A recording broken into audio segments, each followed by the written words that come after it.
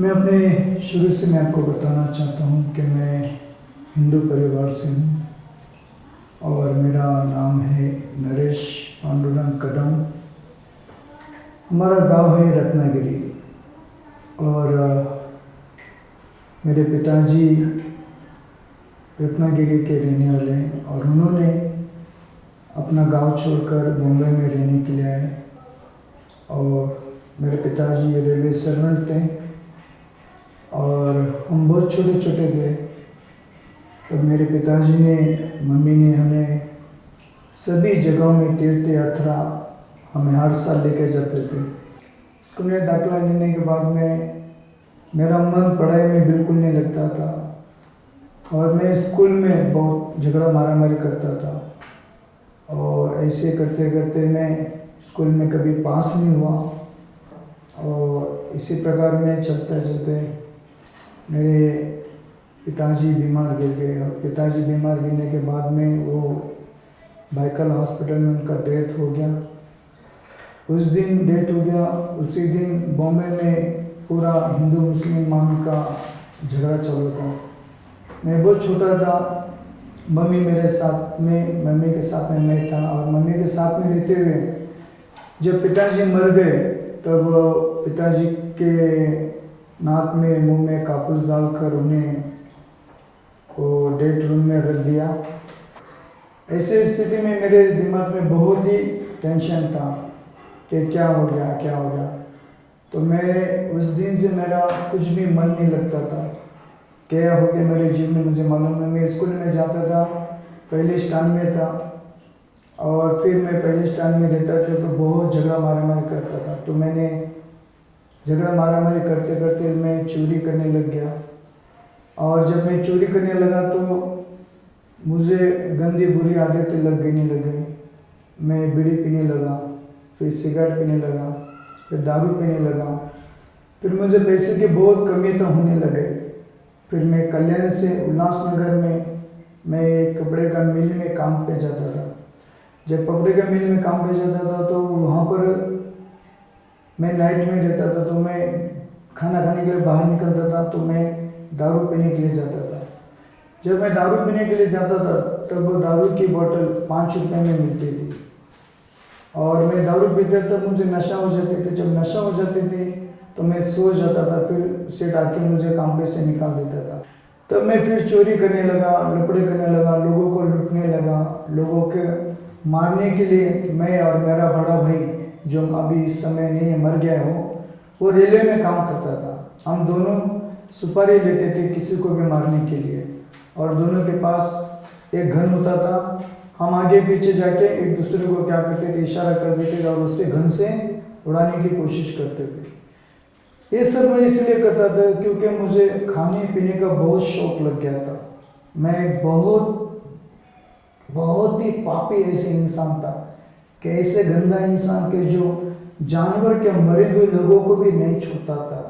कि जब मैं कल्याण में रहता था तब ऐसी परिस्थिति थी तो कल्याण के लोगों के बीच में मेरा बहुत गंदी बुरत था। तो कल्याण वालों ने मुझे कहा तुम यहाँ से तड़ीपार हो जाओ, अगर तुम तड़ीपार नहीं होगे हम तुम्हें शूट कर देगा। तो मैंने रातों रात अपनी बीवी को साथ में लेकर मैं बम्बई चला गया। बम्बई जाने के बाद में मेरी बड़ी दीदी थी, मेरी मम्मी थी, जहाँ पे उनका रूम था वहाँ रूम उनको भांडुप में रूम था। तो भांडुप में मैं वहाँ रहने के लिए चला गया। तो मैं वहाँ रहने के लिए चले जाने के बाद में मैं कंपनी में काम पे जाता था। कुछ दिन के लिए शैतान ने मेरे जीवन में विश्रांति ली थी। बाद में फिर वो शैतान आकर मुझे फिर से सताने लग गया और तकलीफ होने लग गया। मैं फिर जो कुड़ी लोग जो दारू बनाते मुमरा में, मैं उनके पास जाता था, उनके पास से दारू लाता था।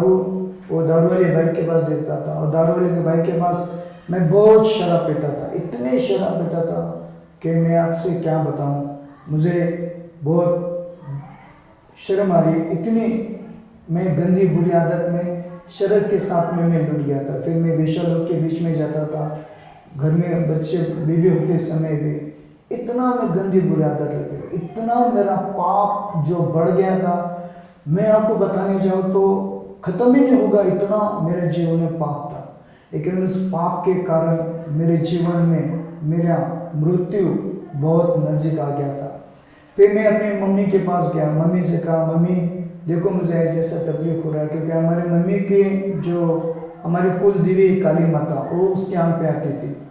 और जब वो माँ के पास में जाता था उनसे कहता था मम्मी मुझे अच्छा करो, मम्मी मुझे अच्छा करो, मैं तुम्हें मर जाएगा, मैं मर जाएगा। मम्मी ने बहुत ट्राई किया, बोला कहा देखो मुझसे जितना होगा मैं उतना तुम्हारे लिए करूँगी, लेकिन ना तो मेरे घर की देवी मुझे बचा पाई, ना ही मुझे कोई जादू टोना बाबा बुआ मुझे बचा पाया। एक जादू टोना करने वाला था, हम उसके पास गया और उससे कहा कि भैया हमें अच्छा करो। तो उन्होंने कहा आपको 5,000 रुपया भरना पड़ेगा। मैं बोला 5,000 रुपया सर कहाँ से भरेंगे, हम तो गरीब आदमी हैं। नहीं हम कुछ नहीं जानते, अगर तुम 5,000 रुपया भरोगे तो ही तुमको हम छुटकारा देगा। तो मेरे बीबी ने सुनार के पास गया और उसका गले का मंगलसूत्र निकाल कर उस मारवाड़ी को बेच दिया। तो मारवाड़ी को बेचने के बाद में मैंने कहा कि ये भगवान कौन सा भगवान है, अगर खुद की मंगलसूत्र अगर ये रक्षा नहीं करता है तो ये हमारी क्या रक्षा करेगा। तो हमने उसको मंगलसूत्र बेचकर वो जादू टोना वाला ने एक आटा का गोला बनाया, उसको खटा करके उसमें तेल डाल गया, उसमें 7 प्रकार का दिया जैसा दिया जलाकर मेरे आंख के ऊपर से निकाल कर उन्होंने एक गटार में फेंक देने के लिए कहा। फेंक दिया। फेंक देने के बाद में 2 दिन 4 दिन मुझे अच्छा लगा, उसके बाद मुझे ज़्यादा तकलीफ होने लग गया, बहुत ज़्यादा तकलीफ होने लग गया। फिर एक शनिवार को मैं ड्यूटी पे गया, मेरा हाफ डे था, और हाफ डे होने के बाद मैं विक्रोली में दारू पिया, मैं 1.5 बोतल दारू पिया, मुझे नशा नहीं हुआ। फिर मैं भांडुप में उतरा, वहाँ पर भी 1.5 बोतल दारू पिया, फिर भी मुझे नशा नहीं हुआ। मैं घबरा गया, मैं अभी बोला क्या करूँ, मुझे नशा क्यों नहीं हो रहा है, नशा क्यों नहीं हो रहा। तो ऐसे में अपना जो पड़ोस में एक भैया था उसके पास गया, उससे कहा भैया मुझे अभी के अभी एक गांजा का पुड़ी मंगा दो। और जब मैंने गांजा का पुड़ी मारा और जैसे मेरे दिमाग में झटका लग गया, मैं घर पे गया, कपड़ा निकाल दिया और ऐसे फर्शी पर मैं सो गया। जब फर्शी पे सोया तो मेरा बदन पूरा ठंडा हो गया, पूरा ठंडा हो गया। और मिसेज देखती है क्या अभी फर्शी पर सोए हुए, अब इनको उठाएगा तो वो मारपीट करनी शुरू कर देगा, झगड़ा करना शुरू कर देगा, फिर खाना खाने के बाद बनाने के बाद में मैं इनको उठा दूंगा। तो ठीक है, तो मैं ऐसे ही पड़ा था, लेकिन मेरा बदन पूरा पूरा ठंडा हो गया था, मैं मरने के अवस्था में था। तो मेरी बीबी मेरे बाजू में बैठकर जोर जोर से रोने लगे, और रोने लगने के बाद में सब पड़ोसी लोग बोलने लगे अरे ये तो उनका घर का रोज का नाटक है, ये तो ऐसे रहेगा, हम लोग जाएगा तो ये हमारे साथ मारपीट करेगा, झगड़ा करेगा, इसके लिए कोई भी अंदर नहीं आता था हमारे घर में। तो देखा कि सब लोग आए, फिर कोई मेरा पाँव में मालिश कर रहा है, कोई सर में मालिश कर रहा है, कोई और क्या बॉडी में दबा रहा है, लेकिन कुछ भी मेरा होश नहीं था। तो मेरे औरत ने मेरे ऊपर पूरा चादर ओढ़ दिया, खाली मुंडी का इसे ऊपर रख दिया, और रोते रोते मेरी 2 साल की बेटी भी थी, और ऐसे रोते रोते बहुत रोने लगे। फिर अड़ोस पड़ोस के लोग आने के बाद देखा कि अभी इसका कोई गारंटी नहीं है, डॉक्टर को बुला के इसका बॉडी ले जाएगा करके। तो उतने में उसका भाई वहाँ पर आया, और वहाँ पर आने के बाद में तो उसने देखा और कहा कि जीजा मरने के स्थिति में, कहा दीदी मैं डॉक्टर को बुलाने के लिए जाता हूँ। जैसे वो डॉक्टर के बुलाने के लिए उठा, ऐसे में तुरंत उस जगह से उठकर उसको पकड़ के उसको तुरंत मार झोड़ करना शुरू कर दिया।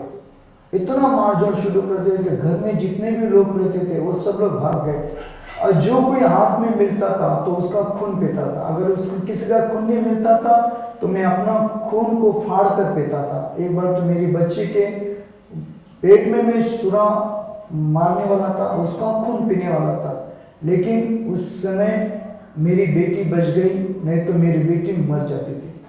इतने भारी परिस्थिति में वो ऐसे उठकर चला गया।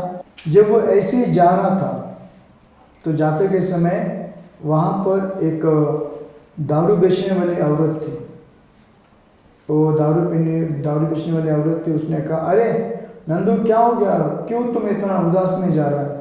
तो उसने कहा कि मेरे जीजा को ऐसा तकलीफ हो रहा है, समझ भी नहीं आ रहा है क्या करना है। तो वो दारू वाले औरत बोली कि देखो वहाँ पर चर्च है, वहाँ पर चर्च है, वहाँ पर जो फादरी है वो प्रार्थना करते हैं, वो प्रार्थना करते तो लोग ठीक हो जाते। तो वो बोला मेरा जीजा को उससे कहीं बड़े बड़े जगह में लेके गया। तो उन्होंने कहा जाकर देखो, तो खाली देखने में तुमको क्या पैसा लगने वाला है, जाकर देखो, फिर ऑटोमेटिकली तुमको मालूम पड़ जाएगा क्या क्या करना है करके। तो उसने कहा ठीक है।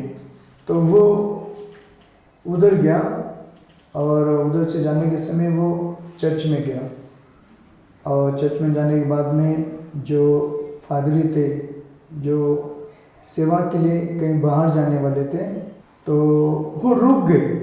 ये मेरा साला जो है नंदू, वो उनको मिलने के लिए गया। तो उनको मिलने के लिए गया तो उनसे कहा जीजा को बहुत तकलीफ हो रहा है, आप आ सकते हैं क्या। तो आके उन्होंने देखा और देखने के बाद में मुझे चर्च में लेके जाने के लिए कहा। जब चर्च में लेके जाने के लिए, तो चर्च में लेके जाएगा कैसे इसको तो पकड़ेगा तो मारपीट करेगा, पकड़ेगा तो झगड़ा करेगा, पकड़ेगा तो किसको भी काटेगा ही, पकड़ेगा तो किसका भी खून पिएगा, इसको लेके जाएगा कैसे। तो वो तो हमारे पास तो लड़का लोग नहीं है, आप इसको चर्च में लाइए, फिर हमारा जवाबदारी हम प्रार्थना करके आपको बताएंगे। हमारा शिवसेना शाखा था, मैं शिवसेना मेंबर हूँ, शिवसेना कार्यकर्ता हूँ। वहाँ पे शिवसेना के लड़के लोग थे, तो वो लड़के लोग को मालूम था कि ये बहुत खतरनाक लड़का है, इसके पास जाना नामुमकिन है। तो उसने कहा कि नहीं यार चलो, मेरा जीजा का बहुत तकलीफ हो रहा है, बहुत ज़्यादा मारपीट कर रहा है। तो 20-25 लड़का लोग ऊपर से डंडा लेके आया, सलिया लेके आया, चाबुक लेके आया और रस्सी लेके आया, आके तुरंत घर में घुस गए। और घर में घुसने के बाद में बहुत मारपीट हो गया, बहुत मारपीट हो गया। उनमें से कितने लोग तो मुझे पकड़ते पकड़ते बीमार कर दिया। एक पास्टर था, एक सेवक था, जिसने मेरा पाँव पकड़ा था, वो 7 दिन तक बुखार से बीमार था। इतनी बुरी तरह से शैतान की आत्मा से मैं पीड़ित था। लेकिन मैं यीशु को धन्यवाद देता हूँ कि उस रात को मुझे वो शिवसेना का लड़का लोग आया, मुझे पकड़ के सुअर के समान 4 ये हाथ पकड़ के 4 बाल को पकड़ के मेरा टांग को बीच में से डंडा डालकर मुझे चर्च में लेके गया। और चर्च में लेके जाने के बाद में चर्च में उठा के फेंक दिया। जब चर्च में उठा के फेंक दिया तो चर्च का लोग सब लोग उधर आए और आके उन लोगों ने प्रार्थना शुरू की। मुझे बहुत गुस्सा है क्रिश्चियन लोगों के ऊपर, क्योंकि मैं कट्टर हिंदू हूँ, क्योंकि हमारा कुल में ही शिवाजी महाराज का रक्त हमारे जीवन में, क्योंकि मराठा है, मराठा के समान ही जीना और उसके समान ही मरना, यही हमारा मराठी का सबसे बड़ा रूल्स है। हमारा खुद का ज्ञान था कि अगर कोई भी क्रिश्चियन का नाम ले तो पहला मैं मारेगा, बाद में मेरा दोस्त लोग मारेगा। इतना कट्टर है। और मैं कट्टर इसलिए था क्योंकि हमारे गाय को और बैल जो हम उसके माता पिता मानते हैं, जो शंकर का जो सवारी रथ होता है, उससे काट कर खाते ऐसे क्रिश्चियन लोगों को मैं बहुत घृणा करता था। लेकिन परिस्थिति मुझ पर कैसी आने वाली थी मुझे मालूम नहीं था। लेकिन उस प्रकार उन्होंने चर्च में मुझे डाल दिया, और चर्च में डालने के बाद में मैं चर्च का लाइट तोड़ देता था, चर्च का फैन तोड़ देता था, चर्च का बोर्ड तोड़ देता था। मुझे शौक नहीं लगता था। इतना भयानक परिस्थिति में मेरे अंदर का जो शैतान था वो कार्य करने लग गया। और जैसे वो क्रिश्चियन लोग प्रार्थना करने के लिए अंदर आए, जो मसीह लोग प्रार्थना करने के लिए अंदर है, उसके साथ में वो पास्टर बेंजामिन करके है, तमिलनाडु का है, उन्होंने मेरे लिए प्रार्थना शुरू किया। उन्होंने जैसा प्रार्थना शुरू किया, मैं उनको उठाकर पटकने के लिए मैं उनके ऊपर दौड़कर चला गया, लेकिन वो साइड में हट गए और मेरा दीवार से टक्कर लग गया। और दीवार से जैसे टक्कर लग गया, मैं नीचे गिर गया। जैसे नीचे गिर गया तो वो पास्टर बेंजामिन की जो मिसेस है, जो पास्टर अम्मा, वो भविष्य रुकती थी, उन्होंने उसी समय प्रार्थना किया। और उन्होंने प्रार्थना कर प्रभु से प्रार्थना करके कहा कि इस लड़का को मैं बचाऊंगा। यीशु ने कहा इस लड़का को मैं छुड़ाऊंगा, और ये लड़का आने वाले दिन में मेरी सेवा और मेरी प्रार्थना करेगा। वो पास्टर अम्मा ने ऐसे भविष्यवाणी की। और भविष्यवाणी होने के बाद में मेरे लिए उन लोगों ने 3 दिन उपवास और प्रार्थना रखा। और 3 दिन के उपवास की प्रार्थना में परमेश्वर ने इतना बड़ा अद्भुत चमत्कार किया कि 3 दिन के लास्ट में, जैसे शनिवार को रात को 2-2:30 बजे मुझे पूरी तरह से शैतान से छुटकारा हो गया। पूरी तरह से शैतान के बंधन से मुझे यीशु ने अच्छा किया। मेरे अंदर से 7 शैतान की आत्मा को निकाला, और जहाँ जहाँ भी शैतान की आत्माएं थी उसी जगह में वो पास्टर ने कहा निकल जाओ यीशु के नाम से। और उस रात को मेरे लिए 15-20 लोग एक साथ में मिलकर प्रार्थना करते थे। और मेरी बीवी कहती थी हमारा तो इतने बड़े बड़े भगवान है, वो भगवान से इसको ठीक नहीं हुआ, आपका यीशु अकेला कैसे ठीक करेगा। लेकिन वो पास्टर रामा ने मेरे मिसेस को कहा आप केवल विश्वास करो, आपका विश्वास से आपका पति अच्छा हो जाएगा। मेरी पत्नी ने वहाँ बेटी प्रार्थना में उसे कहा कि घर में चलो, हमें क्रिश्चियन लोग के बीच में नहीं जाना है, हमको क्रिश्चियन लोग के बीच में प्रार्थना नहीं करना है। नहीं, उन्होंने कहा कि आप बेटी आपको ठीक नहीं, आप बीमार है, आपको शैतान से बहुत पीड़ित है। और इस प्रकार कहते कहते कहते मुझे रात को 2-2:30 बजे मुझे यीशु ने सारी शैतान की बंधनों से यीशु ने मुझे छुड़ाया। हाँ मेरे प्रिय लोगों, मैं गांजा पीता था, चरस पीता था, अफीम खाता था, जुगाड़ खेलता था, और उससे भी कुछ नहीं तो हम सांप का बीज जो होता है, सांप का जो बच्चा था छोटा छोटा, वो डसेगा तो कम से कम 1.5 बॉटल का प्योर दारू का नशा ऐसा होगा। ऐसा नशा मैं करता था क्योंकि मुझे पैसा, मेरे पास पैसा था और मैं कुछ भी करता था। लेकिन पैसे से ना तो मुझे शांति मिली, ना ही पैसे से मेरे पाप के मुझे क्षमा मिली। लेकिन मेरे पाप को और मुझे छुड़ाने के लिए यीशु ने मेरे लिए बहुत बड़ा कुछ चमत्कार किया। मैं यीशु को धन्यवाद देता हूँ, पूरे मन से मैं उसका शुक्रगुजार करता हूँ। जब मुझे छुटकारा हो गया और छुटकारा होने के बाद में मैं फिर गोदरेज कंपनी में काम पर गया, और काम पर जाने के बाद में मुझे चैन नहीं मिलता था। मैं गोदरेज कंपनी काम पर जाने के बाद में मैं सारी नशा की लहर से यीशु ने मुझे छुटकारा दिया, और फिर मैंने पूरी तरह से नशा से, बंधन से छुटकारा पा लिया। और बंधन से छुटकारा पाने के बाद, वो बीमारी से छुटकारा पाने के बाद में मैंने विश्वास किया कि सच्चा यीशु ही जिंदा परमेश्वर है। फिर मैंने उस पर विश्वास किया। मैं और मेरे मिसेस ने, हमने थाना में जाकर एक तालाब में हमने बपतिस्मा लिया, और मैं यीशु के जीवन में जीने लगा।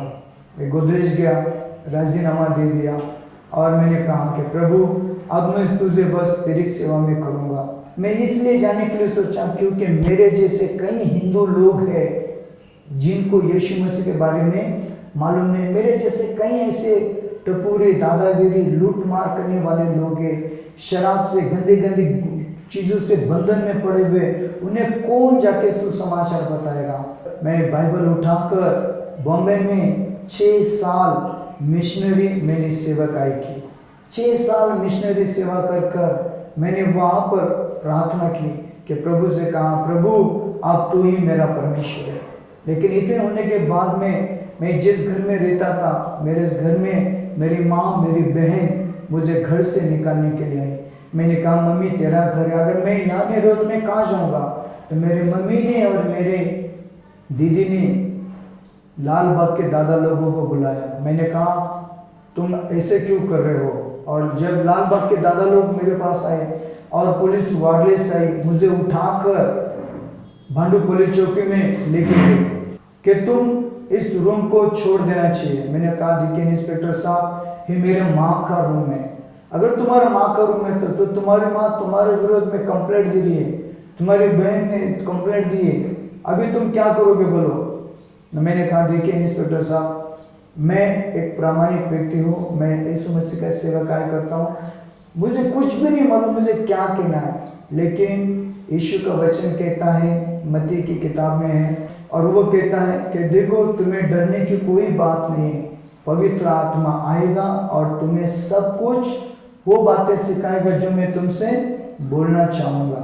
और जब मैं वहाँ पे गया, इंस्पेक्टर मेरे पास आया, मेरे सामने बैठा और कहा, तुम क्रिश्चियन धर्म का मैसेज देते हो ना? मैंने कहा, नहीं साहब, मैं क्रिश्चियन धर्म का मैसेज नहीं देता हूँ, लेकिन मैं जीवित परमेश्वर का मैसेज देता हूँ। मैं जीवित परमेश्वर की गवाही और साक्षी देता हूँ। तो उन्हें कहा, तुम कैसे ऐसे कह सकते हो कि यीशु मसीह जीवित है? मैंने कहा, जिस मेरे माँ ने, मेरे बहन ने तुम्हारे पास जो कंप्लेंट दिया है, उसी को कुछ वही बताएगा कि यीशु मसीह ने इसको मृत्यु से जीवित किया करके। तो उन्होंने कहा कि नहीं, हम वो कुछ नहीं जानते, तुम घर खाली कर दो, नहीं तो देखो बाहर जो लोग खड़े हैं वो तुम्हें छोड़ेंगे नहीं। मैंने बहुत प्रार्थना की उसी समय रात को उस जेल में। मैंने बहुत प्रार्थना की। मैंने कहा, प्रभु, अगर तेरी इच्छा है कि मुझे वहाँ से निकलना है तो मेरे लिए तूने कहीं तो भी अच्छा रखा हुआ होगा। उसी रात को मैं अपने दोनों बच्चे को लिया और उनको लेकर मैं चर्च की ओर चल पड़ा। मेरा बर्तन था, मैंने एक दूसरे के घर में रख दिया। रात को 10:30-11 बजे मैं बाहर पड़ा। मेरी बड़ी बेटी, छोटी बेटी दोनों भी बीमार थी, दोनों को बुखार था, एक के ऊपर छोटी छोटी फुंसी का बीमारी आया था। मैं क्या करूं? मैं गया चर्च में, पास्टर जी को कहा, पास्टर जी देखो ऐसे ऐसा प्रॉब्लम हुआ है, मुझे एक रात रहने के लिए आप मदद करो। मैं उस रात को प्रार्थना किया और मैं साइन में, हमारी अम्मा है जयत असैया, हमें उनको पता चला कि नरेश को घर से बाहर निकाल दिया है। और अम्मा ने मुझे सुबह फ़ोन करके कहा, नरेश जल्दी से मेरे पास आओ। और मेरे गया। अम्मा ने मुझे 10,000 रुपया रेंट से रूम लेने के लिए, भाड़े से रूम लेने के लिए उन्होंने मुझे पैसा दिया। मैं अम्मा के पास रो रो कर मैं उससे कहा, अम्मा, प्रभु आपके जीवन में बुला, इसलिए आपने मुझे 10,000 रुपये दिया। उसी तुरंत ही मैं 10,000 रुपये लिया और उसी जगह में मैंने एक रूम भाड़े से लिया। और उस भाड़े के रूम से लेते हुए मैं 1.5 साल तक उस रूम का भाड़ा भरता रहा। और 1.5 साल तक मैं रूम में प्रभु का प्रार्थना करता रहा। और प्रभु मुझसे कहता है कि देख, जैसे मैंने तुझे क्षमा किया वैसे तू तेरी माँ और तेरी बहन को तू क्षमा कर। अगर तू क्षमा नहीं करेगा तो तू अपनी सेवा में कभी भी कामयाब नहीं होगा। तो मैंने अपनी माँ और बड़ी बहन को मैंने क्षमा किया और क्षमा करके कहा कि आइए घर पर, देखिए आपका बेटा जो यीशु मसीह में है वो अभी भी आपके लिए गलत नहीं है, अभी भी आपका ही बेटा है। और जैसे मैंने माँ और बहन को सुसमाचार बताया और उनको सुसमाचार बताने के बाद में वो लोग भी चर्च में जाने लग गया। वहाँ पर ही खाली सुसमाचार का सेवा करता था, मिशनरी सेवा करता था। मैंने 6 साल में 30 लाख लोगों तक प्रभु का वचन को सुनाया बॉम्बे में। मैं प्रभु यीशु को धन्यवाद करता हूँ कि इस सुंदर के साक्षी के लिए मुझे बुलाया है और मैं प्रभु का बहुत बहुत शुक्र हूँ। मैं प्रभु का धन्यवाद करता हूँ कि आप मेरे लिए और मेरे परिवार के लिए प्रार्थना करें। यीशु मसीह के नाम को धन्यवाद।